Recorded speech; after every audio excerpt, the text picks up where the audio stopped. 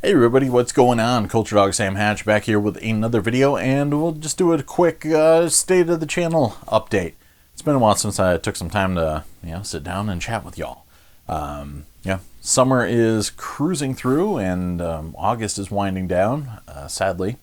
But it's been a great summer so far. I'm going to go hit the flea market tomorrow. Hopefully I can find some cool Laserdiscs in the wild, or as usual, I'll find nothing. But I've picked up a couple of cool things outside of the Laserdisc realm, which I do have to sit down and show you guys. Just a media update one. Not too much, because I've been trying to behave as much as possible with the shopping, but there's some things that you have to get every now and then. Also got a really, really gorgeous new Laserdisc player, and there's a whole kind of story behind that, so I'm going to have to show that off in a video upcoming. And like I said in my Laserdisc collection update video previously, that my Blu-ray reviews are about a year backlogged. I've got so much stuff I got to talk about. But I'm hoping to get at least the most recent ones dropped soon, so I can fill in some of the backlogged ones later. But then at least I can do the most recent Arrow ones I got, which were Ronin, which was great. I watched The Slayer the other night, the new Reanimator set, and there was a new Battles Without Honor or Humanity. I watched the first film, so I got to finish. But everything else I've watched, and pretty much all the extras and everything I've checked out. So I got to do some proper reviews of those, and I still even know some of the Scream Factory, Shout Factory stuff I've gotten recently. The Lawnmower Man set I haven't had a chance to review yet, even though I watched all of it and all the extras and all the commentaries and all that stuff. And there's been some great stuff in the Shout Select series too. I really was digging like the Streets of Fire release and all the stuff they've been sending along. So I got to get on the stick and get going with that. And quit the day job. Sorry, day job. I hope you're not watching this. But yeah, it's been a wild kind of past few weeks or so, or maybe past few months now. As some of you may know, I kind of stepped away from a lot of the social media Laserdisc sites, except for one that I'm an admin of. I felt really bad kind of walking away and kind of clearing the air and going off the grid, and I felt bad for one group that I said I would admin. Even if it's just more of an honorary title, I figured I would do it and stick to my guns. But there was just a lot of negativity going on, a lot of weird elitism and all that sort of stuff. And it wasn't even just one group. I know one group in particular kind of felt like it was all them, but no, there was a bunch of stuff going on at the same time, and a number of different groups, and some of that stuff was just running counter to like my own personal feelings about the format, and it was just loaded with a lot of negativity. So I decided to just kind of step away from that. I mean, I always enjoyed new people asking questions, even if it was answering the same stuff over and over again, and there's always a lot of spirited discussions, especially about things like scalers, etc. and all that. Never have any problems taking the time out of the day to talk to people about that sort of stuff. But this was just, I don't know, it was getting weird. So I figured I would kind of just take a breather for a little while and stick to. I didn't get out of social media altogether. You can still find me on Facebook and everything like that. But just stick to checking that out every once in a while, and not getting too deep into the Laserdisc side of things, which is too bad because there's some great people on those forums, and I've met so many great Laserdisc collectors and traded with them, etc. So, luckily I'm still friends with a lot of those people outside of the group, so that is fine. But yeah, so if you're looking for me on a bunch of those groups, I'm probably not there. Maybe I'll be rejoining at some point, but just figured I'd chill out for a bit. Other things on the horizon, there's going to be a convention, and I can't say details, but I'm going to be doing a panel, a Laserdisc panel. So look for an announcement on that as soon as I get the official thumbs up from the planning committee, and I'm actually really psyched about that. I was hoping to do a panel for LaserCon, which was going to be a Midwest con in September, but unfortunately there was just a lot of maybe, and it just didn't seem like it was very concrete in the amount of people attending and everything. And I know Peter Biancardi was really trying to put that whole thing together by reserving the room and getting the hotels all squared away. But it just didn't seem like it was gonna pan out, and he kind of pulled the trigger early and yank it. But hopefully at some point we can get a convention going. Some of the Norwegian LD collectors out there have been running a convention for, I think, almost 3 years straight now. So it'd be great to have something. The strange thing is, in the States, like, we could possibly have a couple different regional ones, but everybody complains about the location whenever anything's brought up. Like, yeah, why can't it be here? And so I don't know if there's any way to please everybody without, like, having like an East Coast, West Coast, and Central Laserdisc convention. It'd be great at some point. Shout outs to Maison Otaku. Those guys just did, I think it was Colossal Con, and apparently there was a ton of Laserdisc content from some of the vendors there. So that's pretty sick. I might actually try and get out to that at some point and hang out with those guys. But yeah, they had in one of the most recent videos a haul in there, which included some great Laserdisc releases. And what else is new? I don't know.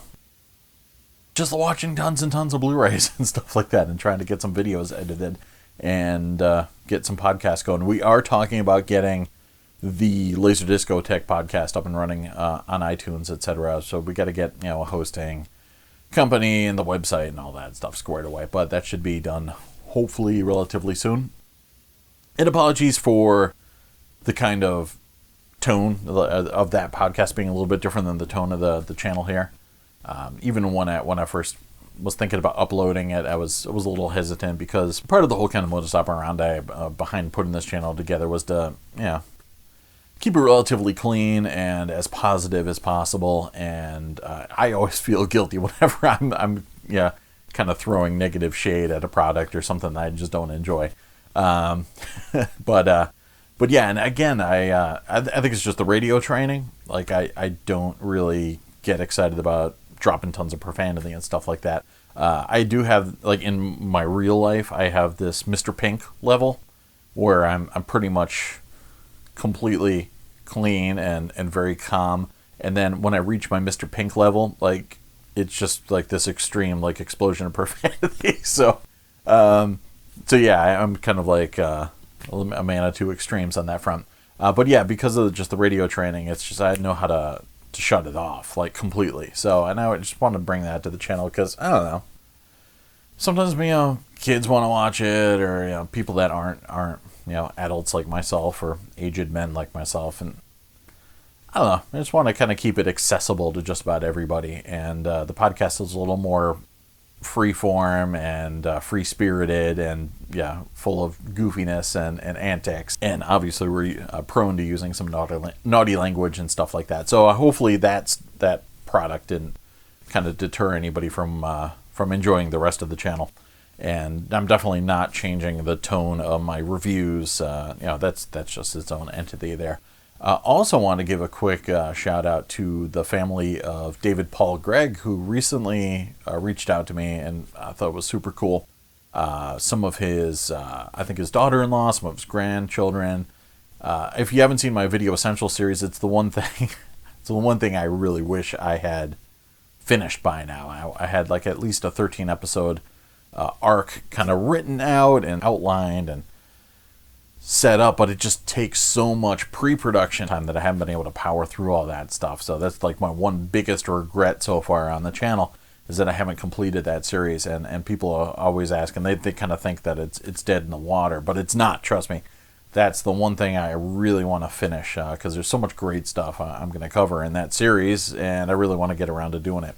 But in the first episode, which you can find buried deep in my channel, maybe I'll put a link on it, I kind of went over the origins of video on disc, and particularly the optical disc, and how Pioneer eventually used the patents that were created by David Paul Gregg, who was working at 3M Mincom and a number of different places throughout the years trying to create this video disc product.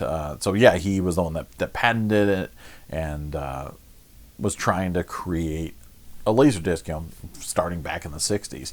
So it's a really, really fascinating story, and it was cool to talk about it in the Laserdisc Essentials video. And yeah, his family reached out, and they were excited that somebody had done a video like that. And I was super worried at first about inaccuracies or anything like that. I thought they were going to be like, "How dare you yeah, malign my grandfather's legacy. But no, they were super cool and just excited to see the video. And they say they've got a lot of the old papers and everything like that. And we're talking about memories of him having prototypes and things like that working on. So I thought that was amazing, and it was just kind of strange and otherworldly for me. I mean, Laserdisc is pretty much all I talk about, and everything beyond. I mean, he's kind of the grandfather of the optical disc itself, so Blu-rays and etc. So pretty much everything I talk about on my channel is traced back to his work way back in the day. So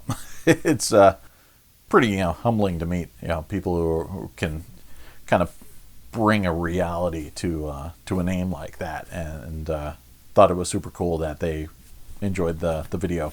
So thanks again for reaching out and saying hello, and hopefully you're watching this video.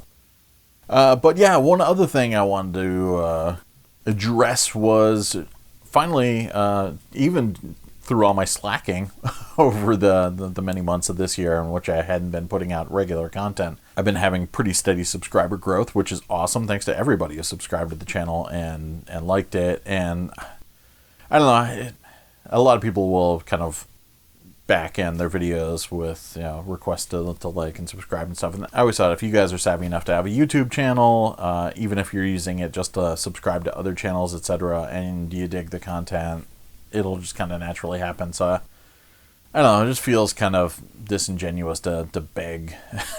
And likewise, I do really need to get a Patreon thing up and running, because I get requests for that, and I haven't set that up yet. And maybe I can think of a cool way to do some exclusive content for that. It's funny because so many other channels I watch, whenever they get like big enough to start doing, not that my channel is big enough to do it, but once they start getting big enough to start doing Patreon and stuff like that, that's when they stop making videos. They'll do one like every 5 months or something like that. So there's always this lie about, so much more content. This is so yeah. I mean, I definitely don't want to put any fears out there that that's just gonna dry up the channel content and everything. But I've been getting some requests for it, so I'll set it up, get that going, and think of something cool to do for patrons, etc. But one of the things I always like to do was to do Laserdisc giveaways for subscriber landmarks. And I missed a couple milestones, and I apologize. And most of that was during some dark times, or I didn't really have any pocket cash, etc. for doing it. But now that we're kind of on even ground, or at least less tumultuous seas, I figured do another giveaway, because I'm very close to hitting 2,500 subscribers. I think it's like 24 or 50 or something like that. It's right around the corner. So let's go ahead and do a contest. It's been far, far too long. This one I got recently, and I was thinking about selling it, but then I thought, it'd be cool to give away. It's a gorgeous set. It is a little bit controversial, but you'll probably figure out why when I show it. But it is a very nice Dolby Digital late-ish release, 98 or so, THX certified version of the Star Wars Trilogy Special Edition. And it's got this great kind of faux leather box with the silver embossing. It's got Star Wars, The Empire Strikes Back, and Return of the Jedi. And it's the special edition, so on the plus side, it's been remastered. On the negative side, there's a lot of extra CGI effects, and some of them are kind of tasteful, like a lot of some of the background shots in The Empire Strikes Back, and then some of them are very, very controversial, much such as, Jabba the Hutt in the first film, and or the fourth film, and Greedo getting off a shot before Han Solo has a chance to defend himself. But it's got a cool booklet. It gives you a breakdown of all the discs. The discs themselves are in CLV, so it's not as bulky and beastly as the definitive collection superset, and they're pretty good at not wasting space. So sometimes a disc will end, like I think Star Wars ends on side 3. They put that one in CAV, but then Empire, instead of putting it on a separate disc, Empire just starts on the second side of the second disc, so that's side 4. But yeah, it's got this great kind of silver Star Wars Trilogy custom sleeve. It's really, really nice stuff. And it's in great shape. This actually came from a friend of mine who I'd known probably since the 90s or so. And I remember him being into home theater and Laserdisc. And recently he decided to get rid of his Laserdiscs. And I took him into my home, and now I'd like to send this one into your home. So just, drop below. Tell me what your favorite Star Wars movie is and why. It doesn't even have to be any of these three. And I'll put you into the running, and we'll say, maybe gotta give a little bit of time, a couple weeks or something like that. So maybe like September 15th. Sounds like a good Ides of September. I should have 2,500 subs by then, and we can shut off the entries. And I'll do an announcement the next day on the 16th and find out who won. So, and thanks to everybody who's participated in these before. It's always been a good time, and it's always fun being able to send off a cool box set to somebody. The AC3 track on this thing rules. So, kind of more than makes up for some of the special editions. But yeah, figured someone out there is going to want to get that thing. So yeah, let me know what your favorite Star Wars movie is down below. And some of you I already know. I know Ilya's favorite is The Phantom Menace, so I know that's going to be down there. He's probably already got like 2 copies of that already, and the Japanese one. But yeah, thanks for comments in general. I always have a good time talking with everybody down below. There's some super regulars that I talk to on a fairly regular basis, but then it's cool. Some people I used to talk to a lot back in the day, and then they kind of went quiet for a while, but then they pop up again, and I don't know. It's just always fun talking movies down below and talking Laserdiscs and learning things about different, even on the Blu-ray releases, everybody's talking about different DVD and Blu-ray pressings and stuff like that. Oh, it's a fun community. And when I mentioned before about how I had left the social media on Facebook that was Laserdisc related, the weird thing is people always talk negatively about YouTube comments in particular, and YouTube comments are cancer or whatever. But that's one thing I always really enjoyed about this channel is the social media aspect of it that I underestimated, because I had always kind of written off the comments as either just like little thought bombs or troll dookie bombs, and then that was it. But I didn't really pay attention to some of the cool conversations and stuff that were happening, and everyone has been great with my channel, and it's been a blast talking to a ton of different people from all around the world. And I always have a great time looking at my comments. Every once in a while someone will come in and wipe some poop on the walls or whatever, but yeah, it's pretty rare and few and far between. So yeah, I really gotta thank everybody for being so cool and having interesting things to talk about, and just dropping comments in particular, even if it's just to say, hey, I like the video or whatever.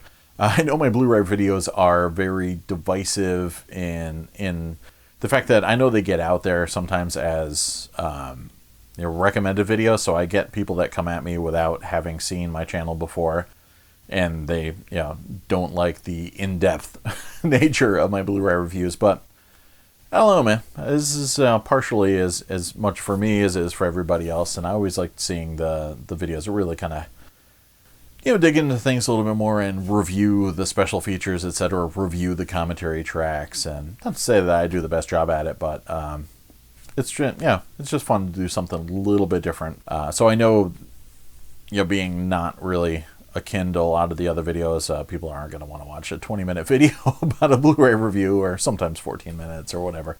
So that drives people crazy sometimes. So I do appreciate the people that have recently dropped that they enjoyed the more in-depth kind of nature of those reviews. And recently someone, I think the Thing review, it keeps getting a lot of comments, and the Hills of Eyes one and a few other ones like that. So I know super fans might just come at it and just be like, what the heck is this guy going on about for so long? So thanks for powering through and sticking through, and for the people that recently have tripped across them and sent some positive comments and have subscribed. So cheers to you guys. But yeah, that's about it. Nothing else major to report. I just got to get on the stick and start doing tons of editing, because I got some really, really cool Blu-ray reviews. Arrow's been sending me so much great stuff lately, and likewise, Shout and Scream Factory. I'd pester some other people for review copies, but clearly my plate is overloaded as is, and yeah, the quality of content is so good from those two companies. I'm pretty happy just digging through them all and watching all that stuff and reporting back. So I do report back a little bit more often on this stuff on my radio show, Culture Dogs, which is in the Hartford market on Sunday nights. But you can stream it on WWUH.org. It's also a StreamRewind feature. You can listen to it after, but it's on 8 o'clock Eastern time. And yeah, so I'll go through and do the reviews on there. But I need to really catch up on doing the video reviews, and because that's the part I really enjoy. I can dig into the story a little bit more and dig into the extras a lot more and all that stuff. But yeah, look for that. That stuff will be coming soon. And I keep thinking there's all sorts of other like kind of archival things and collection things that I never finished my Blu-ray and DVD collection videos and all sorts of stuff. Again, I really wish I had all day to work on that stuff, because it's completely fulfilling and super fun. But I'll try and mix in some of that stuff along the ways, instead of just a deluge of Blu-ray reviews and Laserdisc reviews, etc. But again, just thanks for hanging out, thanks for commenting, thanks for enjoying the channel, and yeah, hopefully somebody will enjoy this Star Wars trilogy box set. Let me know your favorite Star Wars movie below, even if it's Ewoks to the Battle for Endor. That counts too, I think. So, cheers everybody. Talk to you soon. Peace.